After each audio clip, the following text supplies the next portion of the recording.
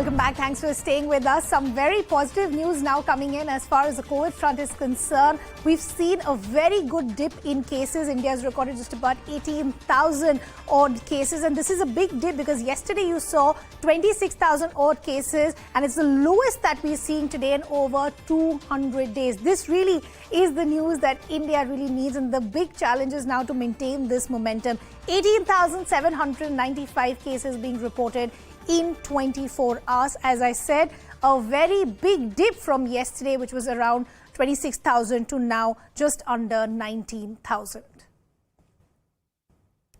Okay. Let's really break down the cases for you. Let's begin from the 22nd of September when we were over 26,000, close to about 27,000 cases. Then we saw an increase which moved around 31,000 around the 23rd and 24th of September. Then we started seeing a gradual dip. So from 31,382, we went down to 29,616 at about 25th of September. And then we've seen a gradual further dip. But this is the dip we really need to see. From yesterday to today, as I said, there were about odd 26,000 cases that were reported to now 18,795. This is really the momentum that India needs to continue because you also have the festive season coming up, that inevitable third wave that's been spoken about as well. Let's break down the details. Runjhun, who tracks developments from the Health Ministry, is now joining us.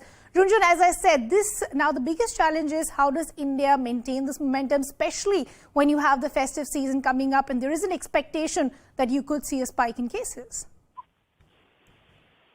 Oh, yes, Vidima. In fact, in the coming few days, we are going to see many festivals. There's going to be Diwali, Dussehra, and so forth, and which is why the government has time and again saying that as far as mass gatherings are concerned, they should be avoided at all costs. And if we do see mass gatherings, there's a possibility that the cases in the country could go up. Now, like you pointed out, Vidima, in about 201 days, India has reported below 20,000 mark, below the 20,000 mark. But of course, this is just one day. We need to analyze the number in the coming few days as well. But 18,795 new cases in the last 24 hours. This makes the active cases account for less than the total number of cases, which is currently at about 0.87%. So the active cases stand at 0.87% of the mark. And India's active caseload also stands at about a little under 3 lakhs, about 2,92,000. This again is the lowest in about 200 days, 192 days to be precise. So this number is good, but the big challenge for India will be that whether we can maintain this momentum. Will we report the similar numbers every single day? So that is something that we need to watch out for. And of course, the advisory from the government remains that as we approach closer to the festive season, mass gatherings need to be avoided at all costs. Okay, Runjhun, thanks for getting us all those details. Let's talk about a little more from the vaccine space. The World Health Organization has once again delayed the approval for the emergency use authorization for Bharat Biotech's Covaxin. Now, the much-awaited note for India's homegrown jab has been delayed after the international health body sent technical queries to its manufacturer Bharat Biotech for clarifications. The approval is likely to be delayed for a few more weeks. Remember, Health Minister Mansukh Mandavia had met the WHO chief scientist Dr. Swaminathan in August to seek the approval for the vaccine.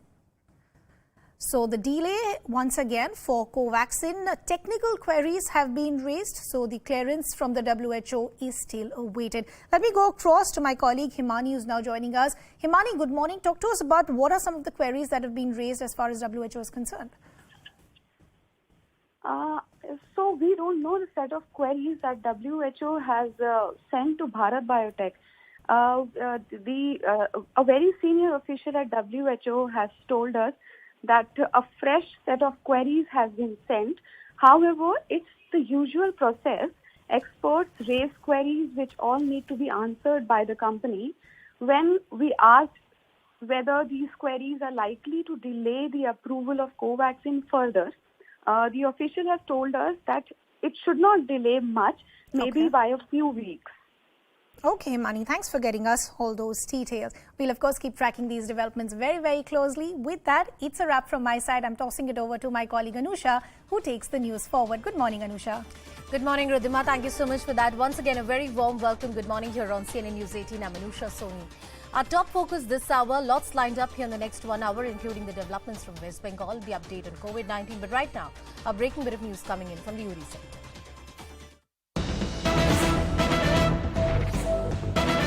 Now, learning from sources that Army has captured an infiltrator alive in the Uri sector, the operation that was underway.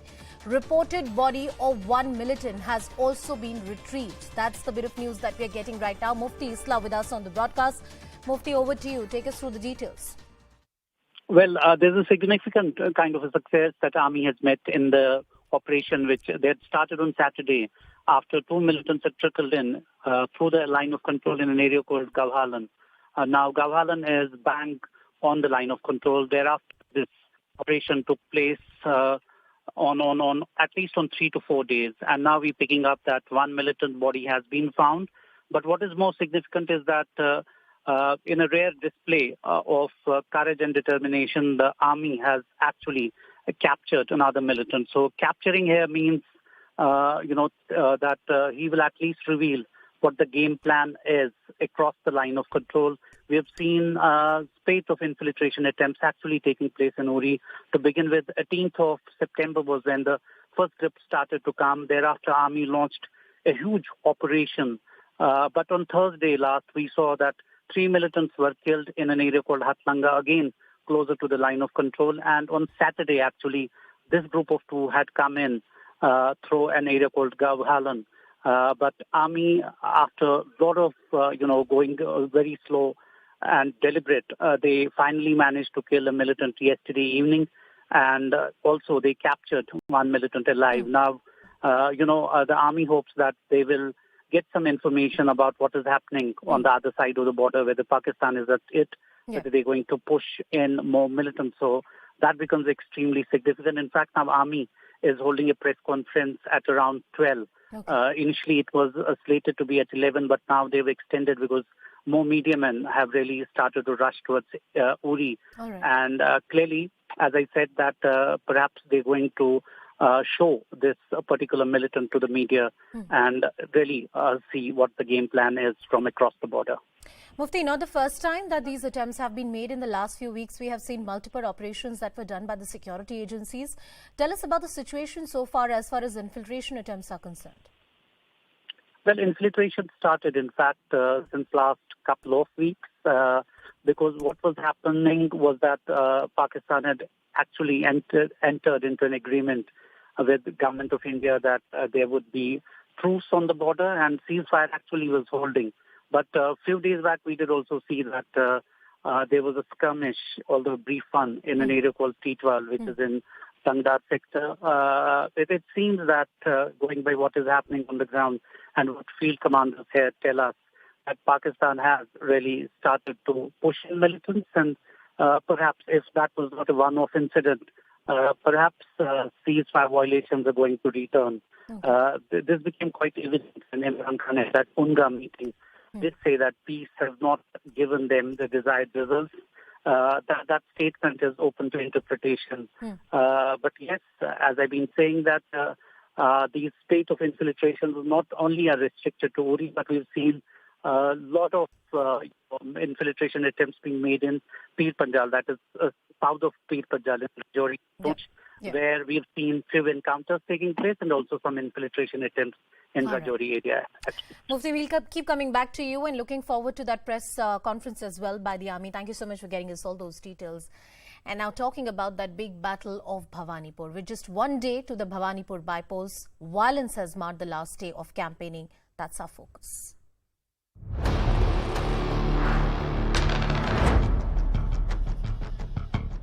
वो तो मालूम हो गया कौन डर रहा है, जो शारीरिक रूप से लोगों को अटैक कर रहे हैं, मारपीट कर रहे हैं, सर फोड़ देते हैं और हर रोज ऐसा घटना होता है। এই ইলেকশনটাকে সুষ্ঠুভাবে করতে চেষ্টা করে আর 144 যেন নিশ্চয়ই পুরো এলাকার উপরে যেন লাগু করা হয়।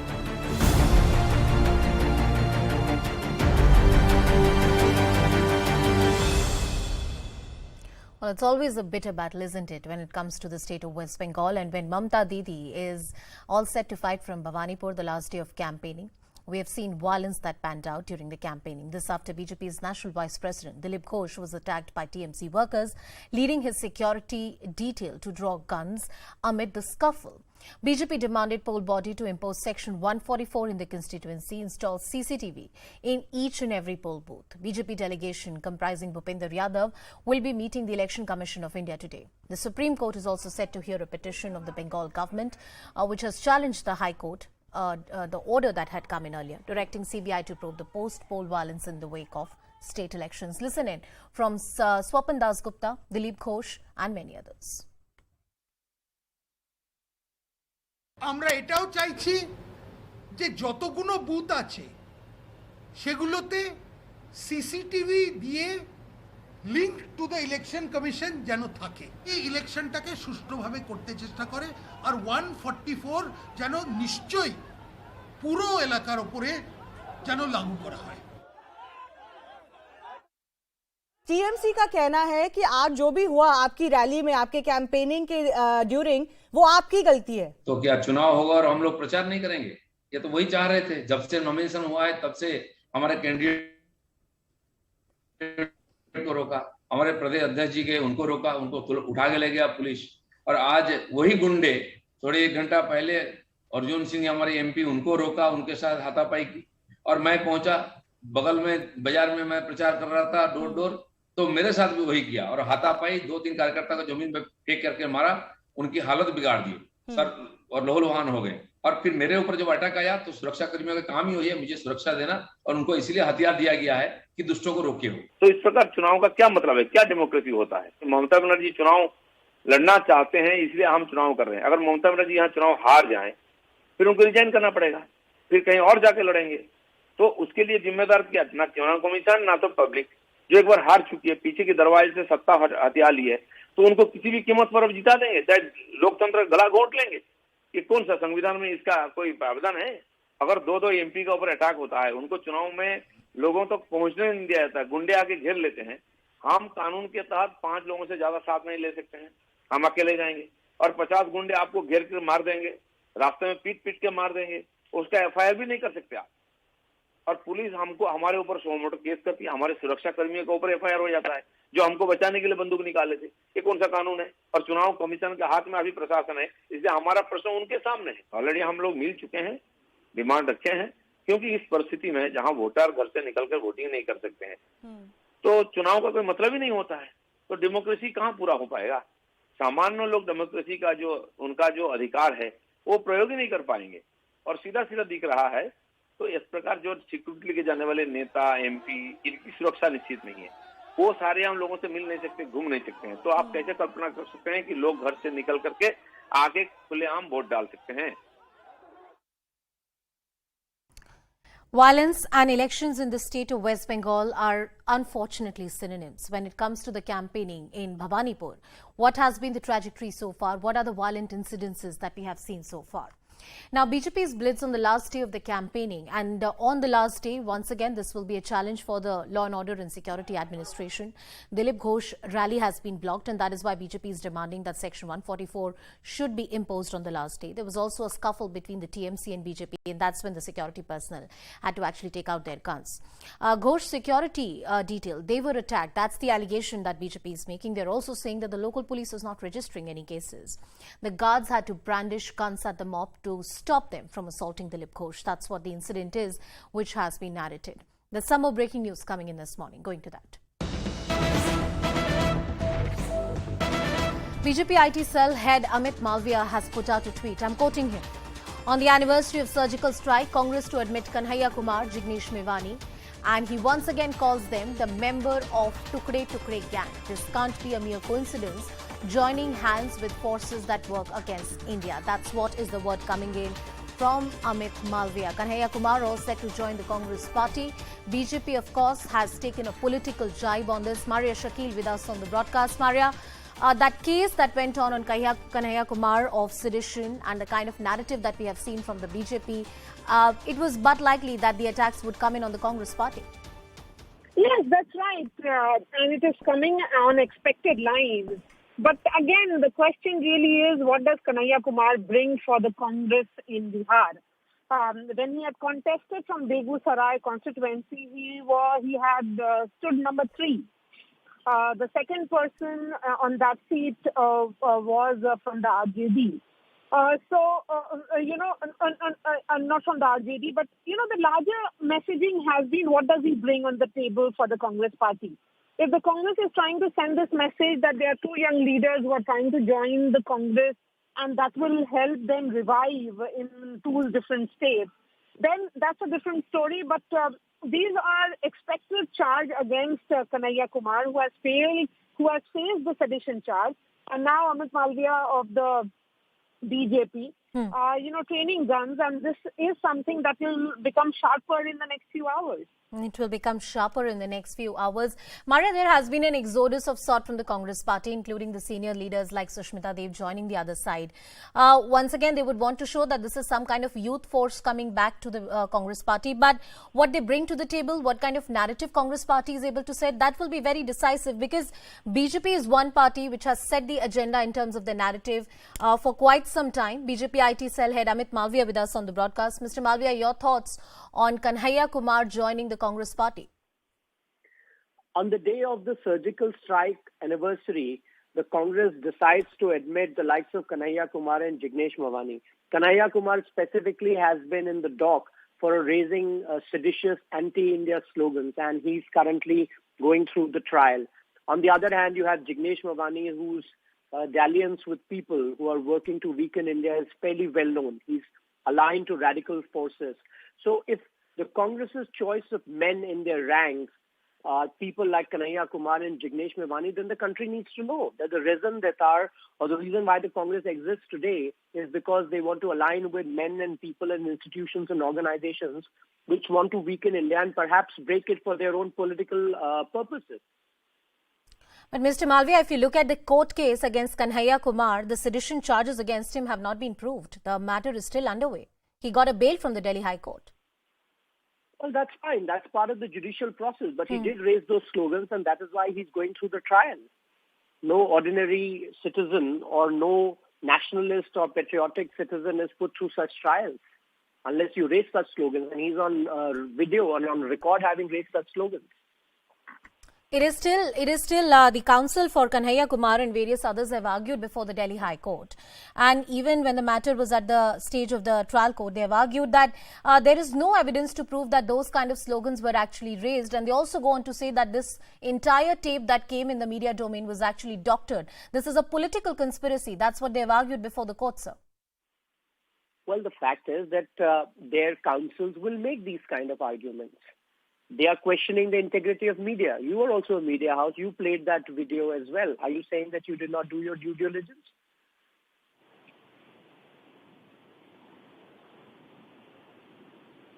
We also put out things that you put on social media, and we give you the due credit for the kind of material that we're putting out. But something which is in the judicial domain right now, which is in evidence, that is for the court and the forensic authorities to decide whether it's admissible or not. My colleague Maria Shakil is with us on the broadcast. Maria, please go ahead. Yes, Mr. Malviya, the question here is that, if there is a joining of this nature that is happening within the Congress party, what stake does it have to do with the BJP? It's an internal matter. It's for the Congress to decide who they want to, open their doors for.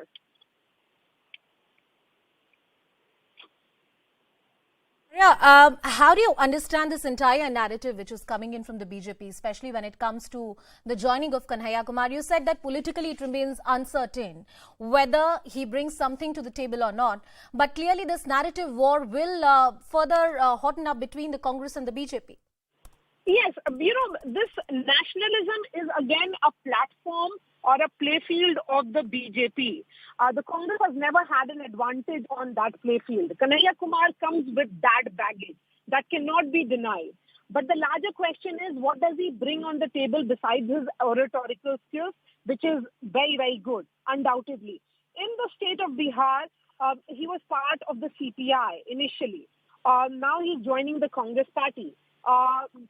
Is he really a vote catcher The question really is that there will be some kind of conflict that will build now between him and Tejaswi Yadav. Tejaswi Yadav is the face of the Mahagathbandhan in Bihar. The question is, will Kanhaiya accept Tejaswi's leadership? All that becomes now the question going forward. Because, this will it mean some kind of realignment in the Bihar paradise, which has seen a complete, very coherent, systematic functioning between the RJD and the Congress? Will it be more trouble? Because again, as I've been saying, what does Kanhaiya Kumar bring on the table? The answer to that question is that for the moment he brings largely his take, which is very anti-Modi and anti-BJP. Will it mean advantage Congress? Does he have caste advantage? All that is something that will still unfold because, in the absence of a good organization, in the absence of organizational structures in Bihar, the Congress really doesn't have an advantage even if they bring strong leaders. Can Kanhaiya be seen as a strong leader? Not really. He's seen as a leader who people go to listen to. But does it mean that he will be able to get votes? Yeah. For the moment, I think that's asking for too much. Yeah, Maria, please continue to stay on with us because I'd like to talk to you more about the Bihar politics and could he be in any ways an addition for the Congress party, which is already in many ways struggling for its political survival. Mr. Brijesh Kalappa of the Congress party with us on the broadcast. Mr. Kalappa, good morning. There's a word coming in from the BJP and they call Kanhaiya Kumar a member of the Tukde Tukde gang and his anti-national affiliations, quote unquote, in their words. And they're saying people like these are joining the Congress party. How do you respond to them? See, insofar as the BJP is concerned, they have termed everybody, including Disha Ravi, as Tukde Tukde gang and as various things which they speak of their toolkit, and they have a set format for speaking down against people whom they don't agree with, whose views they don't agree with. But India is a country which encourages arguments of all variety and nature. And Mr. Kanhaiya Kumar, as we all know, there is absolutely no material, and I think it's already come out in courts also, that the entirety of the material which police was using against Kanhaiya Kumar and the other so-called accused is on the basis of certain created material by certain TV channels. Now, when this is the case is set to fall flat on its face. And certainly Mr. Malviya, like as always, as in the case of Disha Ravi and as in the case of so many others, will have to eat his word, but I think they're used to it. Mr. Kalappa, please continue to stay with us on the broadcast. Narendra Taneja of the BJP is with us. Good morning, Mr. Taneja. How fair is it to brandish somebody, a member of the Tukde Tukde gang or anti-national, before a court order has come against them? No, but that was what was being said at that time also when there were these slogans, raised in the GNU campus, and following that, the media was reporting that. There were many people who were saying that. So if you basically refer to that, what's wrong with it? And at the same time, let's not forget some of the speeches given by a couple of people who were very close to these people. And did they protest against them? Did he try to stop them? He didn't. And yesterday he was only in the Communist Party of India. You see, and we all know what the Communist Party's role was in 1942 and even in 1947 and 1962 again. We all know that. Now the point is that now from there, traveling to the Rahul Gandhi party and suddenly basically saying that, look, I'm going to have faith in all those people who work for the independence of India and so on and so forth. Now the point is that if you zigzag because you have got political ambition and to become the chief minister of Bihar, one day, and at the same time you have not disassociated yourself or condemned slogans raised by the people, the slogans which were against the unity of the country. People are going to question you. It's not only us. Everybody is questioning. There are 130 crore people are questioning. Are you going to stop each one of them? People know that. People know that, and people are discussing that in drawing rooms, in media, and in street corners everywhere. So you can single out one person and criticize. Can you single out every person out of these 130 crore people? Well, sir, the only thing I'm going to say here, and I'll bring in Mr. Brijesh Kalappa as well. Mr. Kalappa, I agree to the point that you cannot hold somebody guilty in the public discourse till a court has pronounced a formal order. Media and politicians included should refrain from doing that because media trial has never favored justice. That said, there have been various controversies regarding Kanhaiya Kumar. Was he part of that mob that was raising slogans? There is a trial against him. Sedition charges have been put against him. Do you think, because in politics image is everything, this is the right messaging for the Congress party? See, Mr. Kanhaiya Kumar is an outstanding student. He comes from an extremely deprived background, and he has made his way and got a doctorate and so on and so forth. And if the BJP wants to paint him in a particular manner, they're most welcome to. But I think the public sees through their game, because they've been brandishing everybody as anti-nationals. Everybody who doesn't agree with them is an anti-national. Everybody who doesn't agree with them, sedition charges. And, since there are so many of these sedition charges filed against so many plethora of people, so I think then it's obvious that anybody who disagrees with the government is a seditionist and so on and so forth. So I think as far as Mr. Kanhaiya Kumar is concerned, he's an asset to the Congress party and somebody who has really stood out. Even in terms of the manner in which he speaks. Therefore, when young people like this choose to join the Congress party, the BJP is rattled.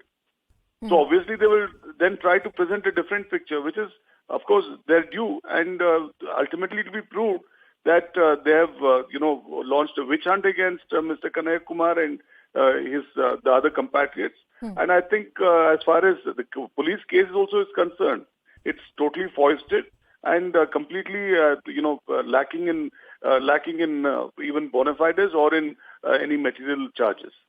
Mr. Taneja, is it fair to brandish somebody anti-national before a sedition charge has been proved against them? But who is branding anti-national? Tukde gang is totally people who believe in the balkanization of India. That's what the reference to.